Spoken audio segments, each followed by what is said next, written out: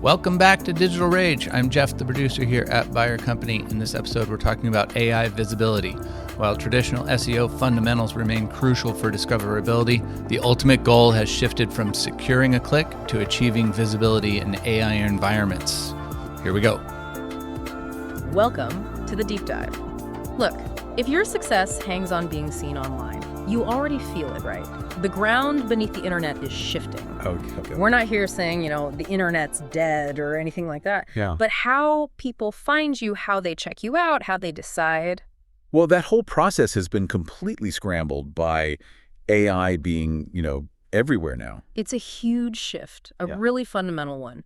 For years, the game was all about getting anyone, to land on your webpage, right? Right, get the click. Get the click. But now, that whole journey, the question, the research, the answer, it's all getting squished together. Often, it's sorted out before anyone even thinks about clicking. So that old yardstick website traffic, it's fading fast. Okay, so our mission today is to really get into this idea from our sources.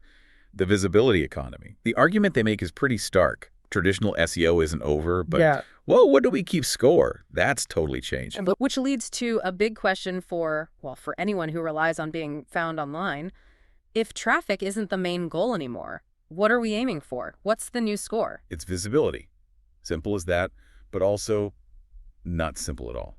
That's the new edge. It's about being the name that gets cited, that gets referenced, that people see pop up consistently across this growing AI landscape. So whether it's in an AI overview box or a chatbot answer or even just in conversation in some niche online community. Exactly. That's the space. Yeah. You're shifting from just trying to snag a click on a blue link to building this undeniable presence, this recognition that cuts across all these platforms. It feels less like just optimizing a page and more like building actual credibility. Okay, let's start with the old way. That classic 10 blue links page, the search results we all knew. Why is that breaking down right now? Let's unpack that. Well, AI didn't just add a layer on top of search. In a lot of ways, it kind of hit the reset button. The big mechanism here is how it compresses the user experience. Yeah, think about those AI overviews you see now. They act like this super efficient assistant, right? They take the search, they pull together the info, and they give you the conclusion all in one go. The user asks, and bam, the AI tries to solve the need right there. Okay, so if I ask something straightforward, like, what are the main reasons for recent tech layoffs?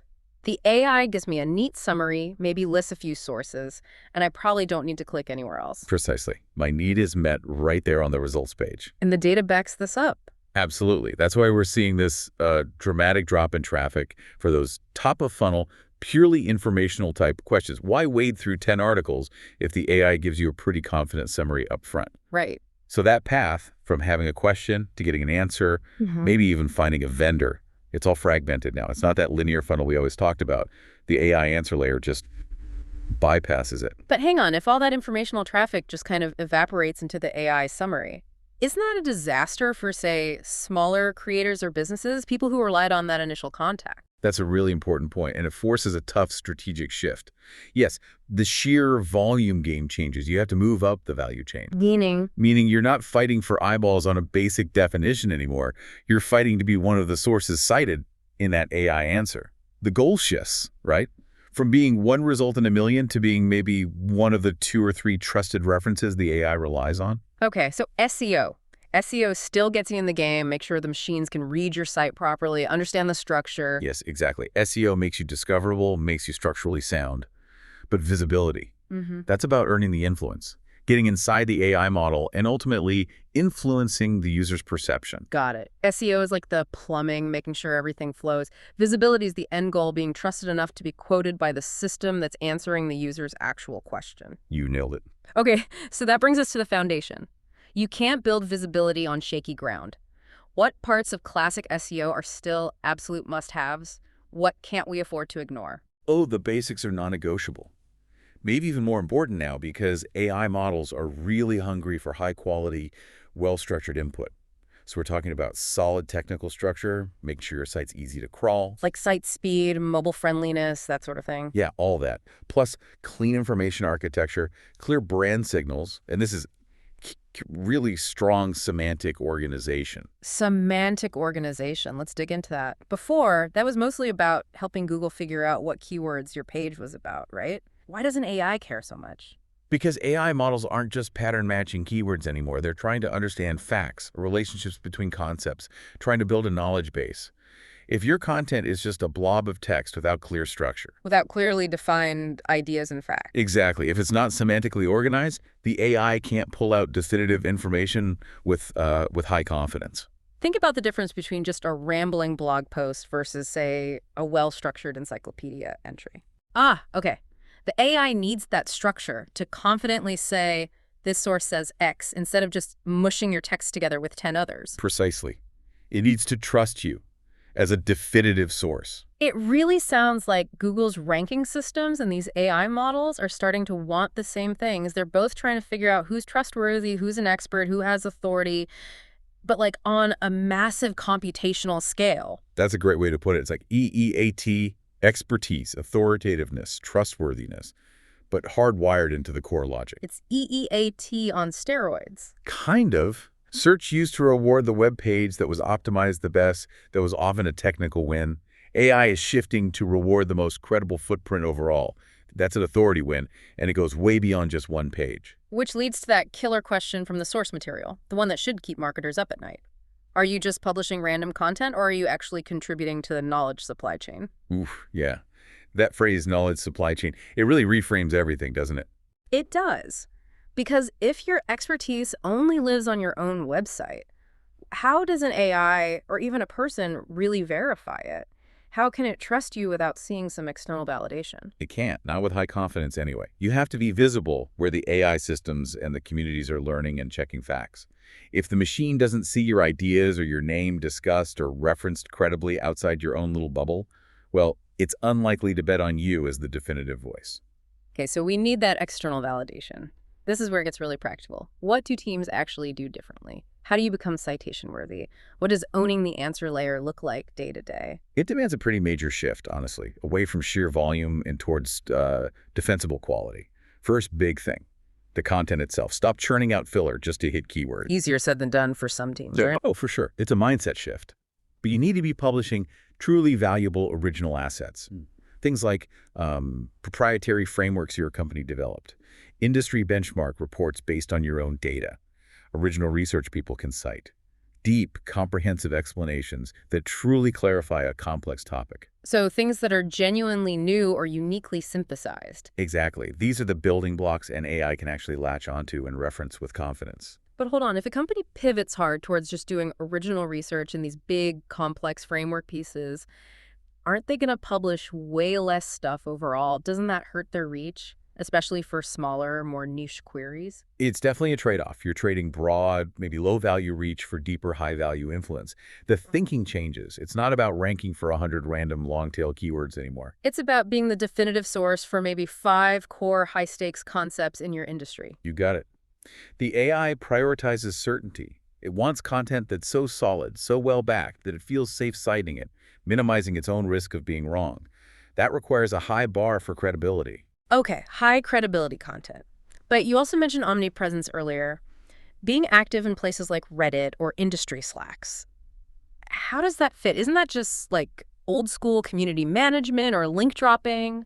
The goal of omnipresence is different now. It's not about spamming links. Please don't do that. Right. It's about building a genuine, recognized footprint where real people, your potential customers, industry peers, are actually discussing things and validating ideas socially. Think about the user journey now. Someone sees an AI overview, maybe it mentions your framework. What's their next step? They might not do another Google search. They might jump over to Reddit or LinkedIn. Exactly. Or their private Slack group. And they ask, hey, has anyone used this thing? Is this company legit? Okay. So you need to already be there contributing value. So when your name comes up naturally, the community vibe is positive. You're basically pre-validating your authority. Precisely. You're aiming to earn discussion, not just backlinks. You need to put your defensible expertise out into these public ecosystems where conversations are happening. Create stuff that's so genuinely useful that people reference it on their own. And that ties back to that stark line from the source. Yeah. If the model cannot quote you, the market will not hire you. Your expertise needs to be visible and trusted, not just by the machine, but by the human community that the machine ultimately serves. Wow. That really lays it bare.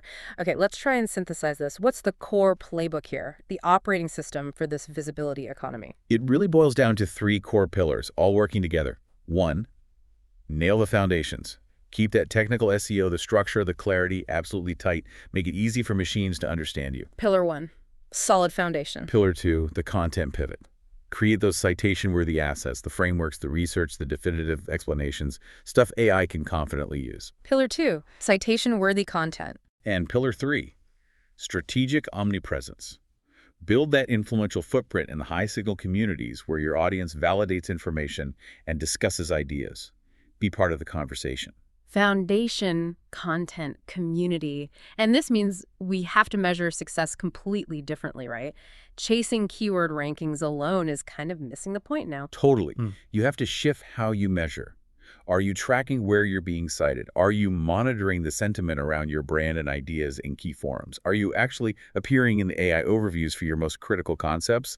Those are becoming the real KPIs. Okay, so let's recap the new assets. In this visibility economy, traffic isn't the prize anymore. Right. Visibility is the competitive advantage. Your authority is the core asset you're building. Yes. And that confidence, the credibility that makes an AI comfortable quoting you, that's your brand moat. It really feels like a fundamental shift from a destination mindset, get them to the website, to an influence mindset, be the name they trust and reference. That's it, exactly. Be the cited source, the recognized expert, the undeniable entity in your space. And understanding this, it's not optional anymore, is it? Not for anyone whose expertise needs to be recognized in this AI-driven world. Not at all. The big picture here is the internet didn't just vanish. It kind of multiplied. It's this interwoven fabric now of AI computation and social validation. Right. And if you want to have any influence on that journey people take, you've got to build a presence that's strong enough for the machine to see you, for the market to recognize you, strong enough that your expertise becomes part of that cultural and computational fabric. So the final question for everyone listening, what does this mean for the next thing you create, that next blog post, that next report? Are you building it just to be read quickly and forgotten? Or are you building it to be a cornerstone, a framework, a piece of research designed to be referenced, cited, and trusted, maybe forever? The future really does belong to the citation-worthy. Reach out to us at jbuyer.com for comments and questions. Follow us at Buyer Company on social media, and if you'd be so kind, please rate and review us in your podcast app.